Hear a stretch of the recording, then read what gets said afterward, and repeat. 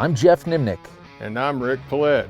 And we're the hosts of The Last Stand. Coyote hunting is my passion. And coyote calls are my livelihood. And together we aim to bring you the best predator hunting tips, tricks, and tactics, right down to The Last Stand. The Last Stand, presented by Lucky Duck Predator Calls. We are the masters of deception. Swagger bipods. Shoot with confidence, shoot with swagger.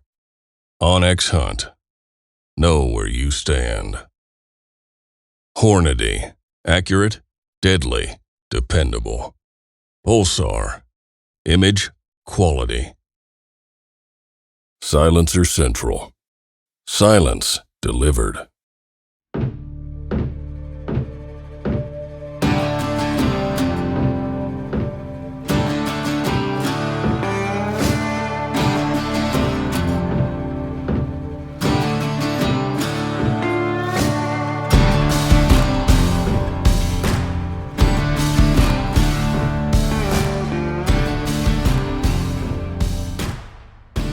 Hey guys, welcome back to another episode of The Last Stand. We are in New Mexico.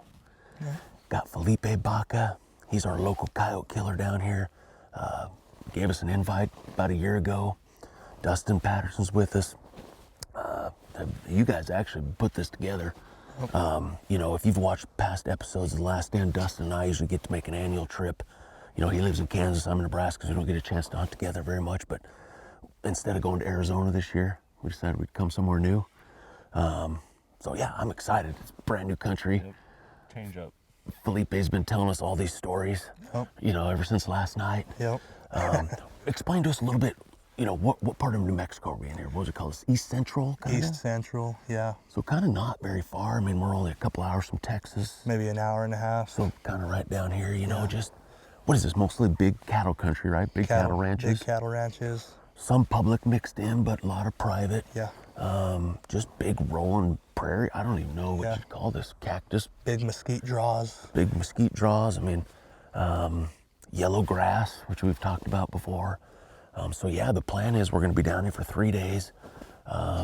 Today and tomorrow look pretty good when we're putting together a plan. As we talked about, putting together 3 straight days of coyote hunting is no easy task. Like, it takes a lot of planning, and we're looking at the wind and kind of seeing what it's going to do. Well, today and tomorrow is supposed to be pretty good. Supposed to be beautiful. So we're going to hunt kind of coyote country, big wide open stuff. Dustin's going to be on the shotgun, but he's looking out at this wide open country and he's looking at us like these guys are just going to be shooting with rifles all day. Yeah, well, I'll be lucky if I get to empty the guns. No, you will. So we'll be patient, but then the 3rd day it's supposed to get real windy. But you said you had a pretty cool gray fox Got some spot, fox country, which is new to us. We don't get a chance to do that. So I think that'll be a perfect day to get down in some rough stuff when the wind starts blowing on day 3. But I don't know, it's supposed to be going to be just a fantastic day. It's the first part of December. I mean, this is my favorite time to kill coyotes. It's the first part of December. It's starting to get cold in country like this. The coyote pups now are all big enough that they should be running in. Well, we wanted to do our interview before we got in there to the stand, so we're going to load back up in the truck. Felipe's got us a great first stand picked out. We're going to drop off a little bluff and be looking out over kind of a big valley full of mesquites. Just a great transition type area to catch them. See if we can get this baby going. Let's do it. All right, we're in the first stand of the morning in New Mexico. Pretty exciting. This is a great looking spot. I mean, you can see for friggin' miles. But there are, just little washes and cuts and mesquites and just all kinds of cover out there. We didn't have a lot of cover to sit by, so I put Dustin down here about 50 yards, tucked into a pile of mesquites. I got the call out in front of him, and then Felipe and I are back here, kind of overwatch, if you want to call it. I'm a left-handed shooter. Felipe's a right-handed shooter, so he's covering the left half, I'm covering the right half. But first stand of the morning. We're going to sit here maybe 10, 12 minutes. Start off some rabbit and then kind of work my way through some pup distress.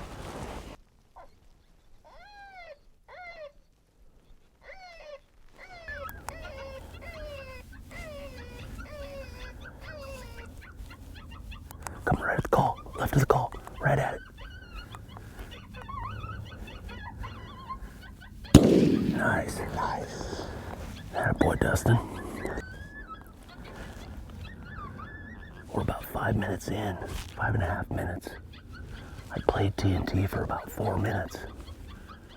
Switched to a sound juju, which is the pup distress, and this coyote came really good. Felipe spotted it. I'm getting old in my eyes. I didn't see the coyote till it was right at the call, but perfect come running right from the left. Dustin killed it maybe 5 feet from the call. Hey, there's no pressure now, man. We whack one on the first stand. Pretty good. Boy, that coyote came in from perfect angle for Dustin. Like, it was looking off to the left. He was hiding to the right. That was sweet.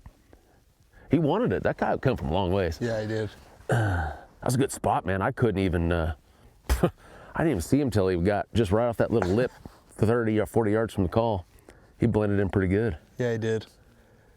Well, Nice. first one on the board.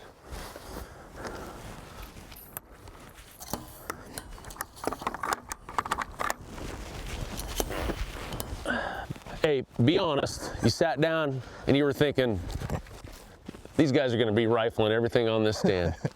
Basically, I mean, that's how I figured. As soon as I saw it this morning, I was like, I knew he was only about 5-6 feet from the call. yeah, he wasn't stopping. I just let him go. all Oh the yeah, way. yeah, that was great. Well, at least you didn't shoot my call. I appreciate that. It'd been a long trip for you to shot my revolt right on the first stand of the trip. You know how this starts, though, right? Like, he's that far. I got to get it closer next time, and then the next time. Just, I know you guys are all wondering, yes, that's a shotgun suppressor Dustin has on there. He decided to break it out for this trip. He calls it the 2x4 on the end of there. It is but basically a 2x4. when you're trying to set records, you know what I always say, Felipe? Can't kill them on every stand if we don't kill one on the first stand, right? Damn right.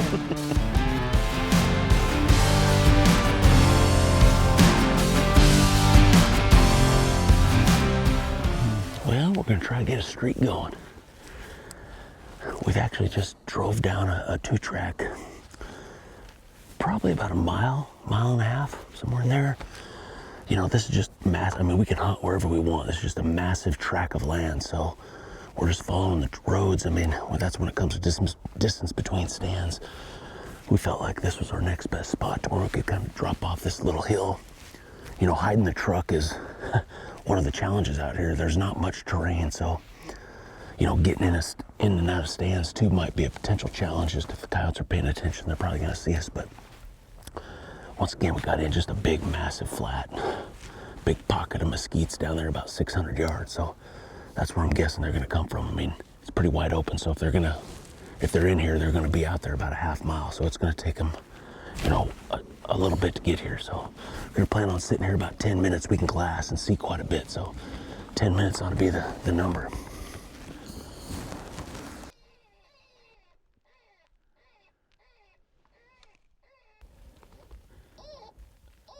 He saw us. Yeah, they saw us. We'll switch it here. Felipe, you shoot that lead one. Okay.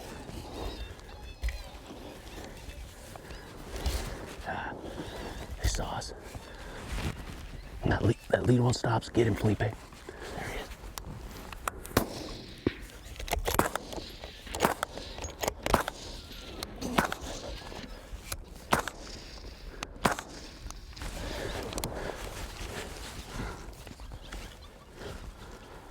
When we sat up, I knew when I set the call and looked back, there's not much to sit by. Yeah. And those coyotes came in and just pegged us, and then they kind of looped out. Did you get that first one? Yeah. Yeah. Felipe dropped the lead one. I was on the back one. I didn't get him running. It was kind of dipping through the mesquites, but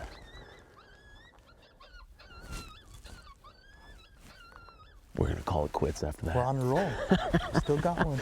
It's only been about 4.5 minutes, but I think that was plenty of shooting. Those coyotes came from a long ways. That might have been those ones we heard howling Could have been. on that last one, but at first when I saw them, I thought that's the perfect angle, but they just weren't quite running hard enough to, when they're not running hard enough, they have a tendency to want to look around, and he looked up here and pegged us, and then it was all over from that point, so. All right, 2 in a row. To the left. Right on, man. He ran a little bit, huh? Right, we center punched him. Yeah. That's that 6 Creedmoor, huh? Yeah. Yeah, that, man, he pit him just perfect right there. Huh. He ran, what, about 50 yards probably? 50 yards. Piled up. Heck yeah, man. I'll take it. Well, we only sat there about 4 minutes, but after I dumped a mag on that one, I figured it was time to go after that. Yeah, it'd have been nice if you asked me about a 1, 2, 3 on that one. They both stopped, and I was kind of fiddling around trying to get the remote ready. I was trying to switch some sounds to get them to stop, and then so I said, well, let's just get that lead one killed. Maybe I get a good crack at that second one running. But I had 1 or 2 good shots early, and then once he took off through that mesquite, you'd see him for a little bit. But nice, man. 2 in a row. 2 in a row. Let's go.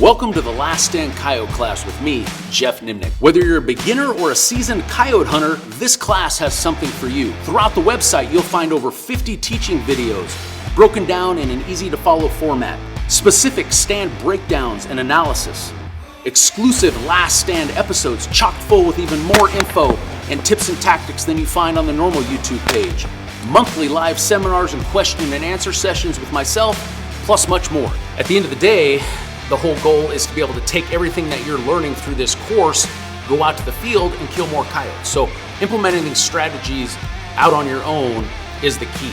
The fundamentals are the same no matter if I'm hunting in the east or the west. Yes, the terrain's different, the lay of the land's different, and I take all these variables that we're gonna be talking about throughout these courses and be able to mold these into those specific areas to kill more coyotes. Join me today and let's start killing more coyotes. Well, we're gonna try one stand here. The wind's not great. It's about 9:30 almost. We got kind of a wind blowing here where wind's swirling just a little bit, but there's a natural funnel, kind of a low little cut that runs right up here to the call. So I got the call up there, kind of upwind. Our wind's kind of going here, so Felipe and I are gonna stop anything that comes right here and shoot it as quick as we can. Anything that comes from that washer to the right, Dustin should be able to shotgun, but gonna keep doing what we're doing. Maybe 8, 9 minute stands, cranking some volume. They hear it, they should come.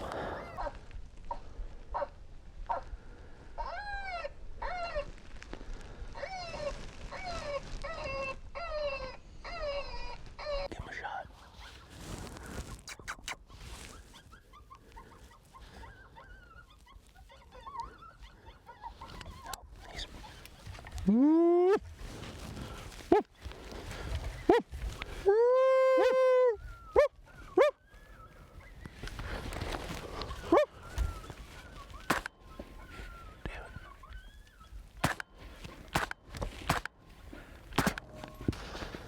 Well, it wasn't pretty, but we got it done. Yeah. I thought he was going to come right up that's originally what we had thought, why I put the call up that funnel, you know, it's just that low spot. I thought he'd keep running right up that thing, but he got to, I don't know, 80, 90 yards, and he just started banking for wind. Yep. And then, he just wouldn't stop, and I was having to move to try left-handed, trying to swing that way, and I shot behind him on the first shot. I knew I kind of just hit the end of my kink, and I went, and I was like, it's behind him, and then. But luckily, if he'd have kept going that way, we might have not shot him, but he turned and went out that way, and. Yeah, worked out good. We got him rolled up. Yep. Not ideal, but it is a dead coyote. Yep, I'll take it. So what bullet hit him? I don't know. We're gonna have to see. You know, we both shot at the same time on that last did one. we? Okay, yeah. okay.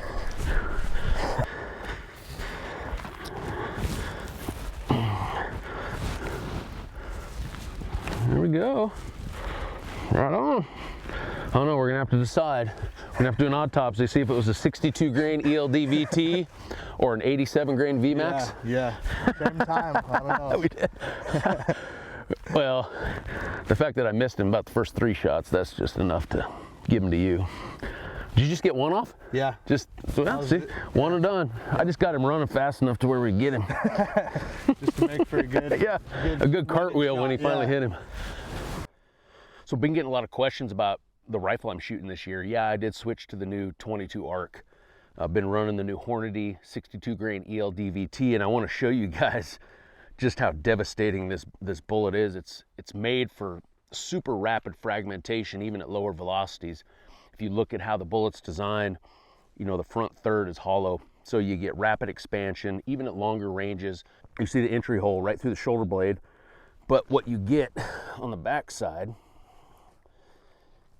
is part of the bullet obviously fragmented straight through, but another piece of the bullet actually fragmented straight out the back. That just tells you how violent these bullets are. Although there's not major fur damage, but within that 6-inch cavity, it created a tremendous amount of damage inside there. Just when these bullets hit, I've had fragments go 90-degree angles through the coyotes, not just all straight out the back. So far so good with the new 22 ARC.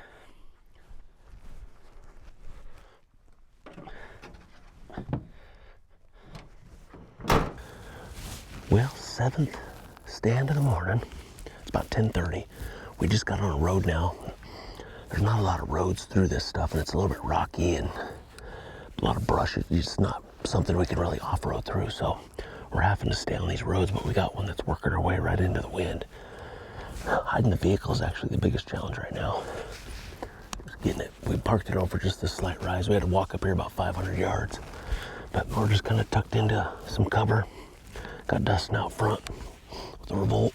Felipe's off the backside, kind of covering that downwind half, so we should have everything covered. Just big, wide open country. I mean, these coyotes are coming from a long ways, so probably stick, you know, a rabbit about 3.5 minutes, and then, you know, a series of pup distresses for 4 or 5 minutes, 6 minutes, and I think we'll stay here about 10 minutes. The wind's blowing like 2 to 3 miles an hour, so like I said, the coyotes could be coming from well over a mile, so gotta give them just enough time to get here.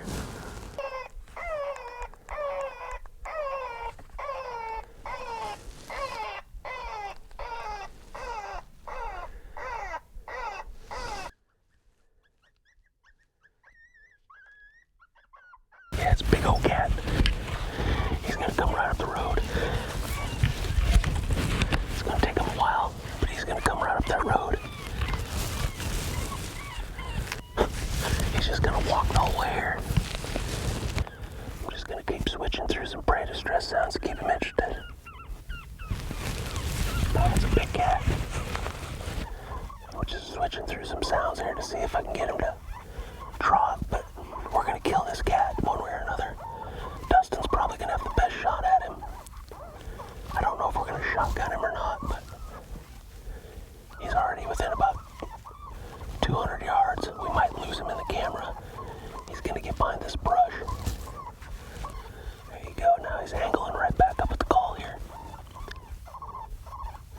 I think Dustin's gonna make the move with his rifle here.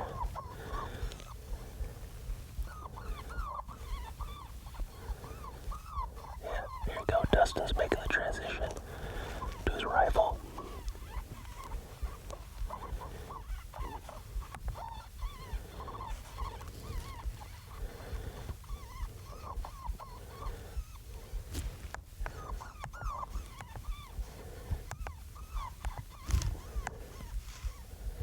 Here he comes. Just sneaking. This is what these cats will do. They'll get within about 60, 80 yards, and then they really start. They'll crawl. They'll use the cover. Just take some patience right now. We'll get a really good shot at him.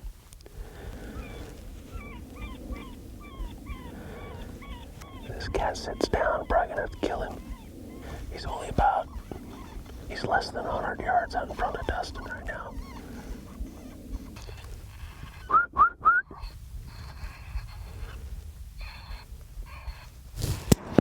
Nice. There we go.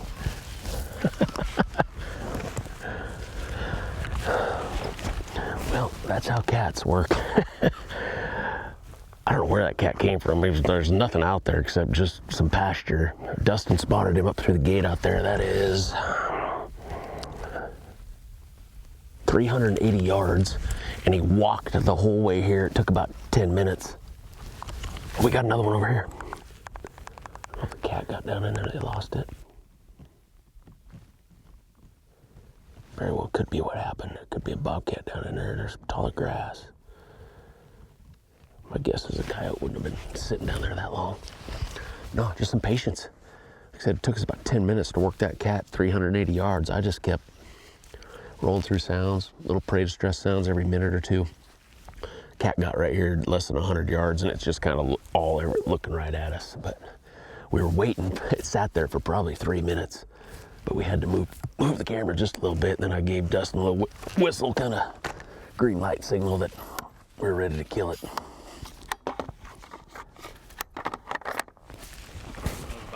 Good.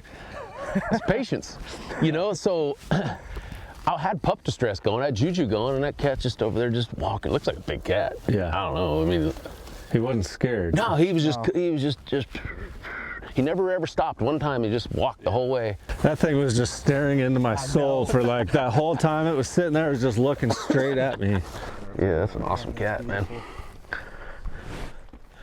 Yeah, what was that? Yeah, we were just right up there. That was a whopping 75 yards.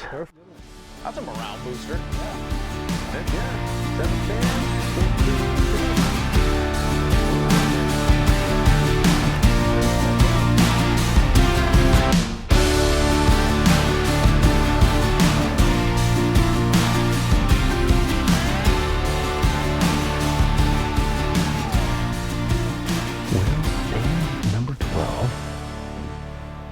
If we keep on our streak, this will be the one we kill a coyote. It's been every other stand ever since the first 2 stands of the morning. We went 2 back to back, then we went 2 blank ones, then ever since then it's been every other stand. So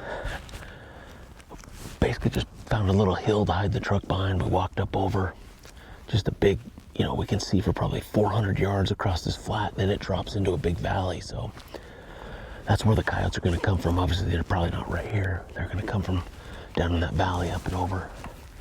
Wind's kind of right in our face. Dustin's out in front of us about, I don't know, 40 yards, tucked into a big, thick green bush. Hopefully that'll hide him a little bit better. And we're back up here with, kind of towards the top of the hill with Overwatch. So just let it rip. Volume's gonna be the key here.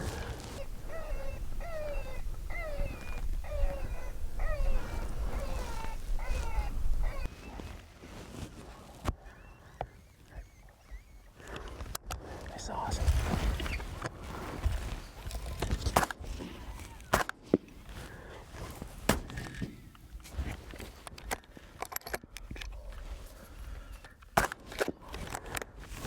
The coyote came from a long ways. I don't know. There were some coyotes howling way up in here. And it might have been one of those that showed up. That was about 5 minutes ago. I've been cranking Schoolyard Brawl. Well, Sig kicking ass for about 4 minutes. Schoolyard Brawl about 2 minutes before that. And he came from the hard right. I thought he was gonna get underneath us, but he just happened to look up at us right here. Saw us, took off. I felt like as close as he got, he wasn't gonna stop, so we got him rolled up though. Yeah, he's a bigger coyote. He looked big coming. Good-sized coyote. Big male coyote. Wanting to fight. Oh yeah, he's probably close to 30. This flat, I saw him out there probably 250 coming, but he was running hard, and then he got below this hill on us.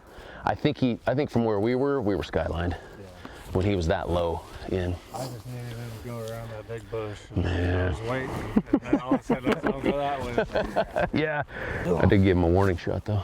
Yeah, that's the Like, second one. well, I gotta get him running faster. See, I usually have a better percentage shooting running coyotes when they're full out running as opposed to just slow running.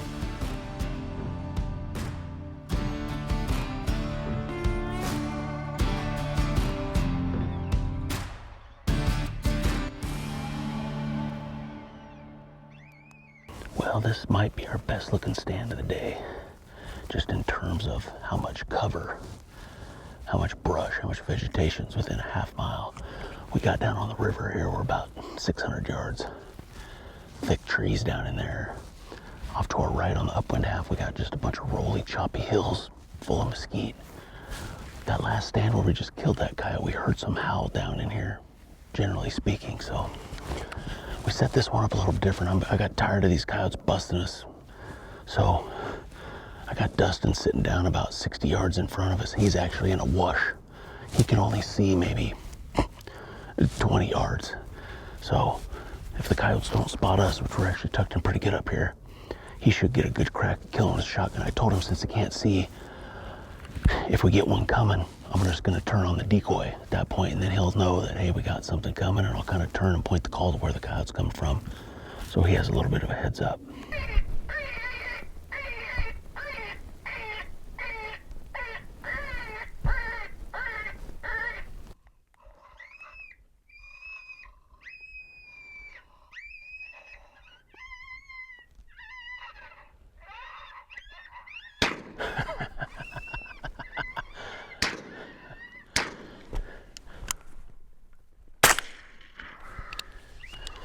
He's not hit very good.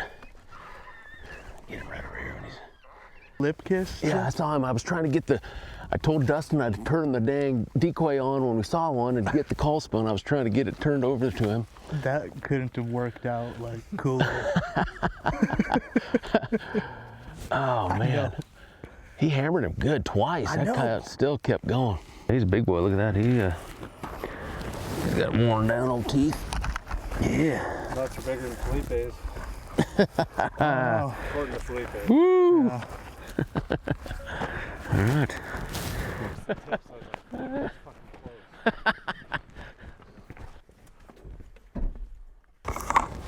Well, we're gonna get this baby in. It's not really gonna be that half-ass, actually. We actually have probably a good 8 minutes of light left. Just a big valley running right here. There's a big pond right behind us. Big berm. We're all tucked into that. Probably one of the best stands we've made today as far as places for us to kind of all hide. So hoping we should get something to run in. It's actually pretty open right out in front too, so we should be able to see them coming. But I'm just going to use what light I have, and we're just basically going to call until I can't see anymore.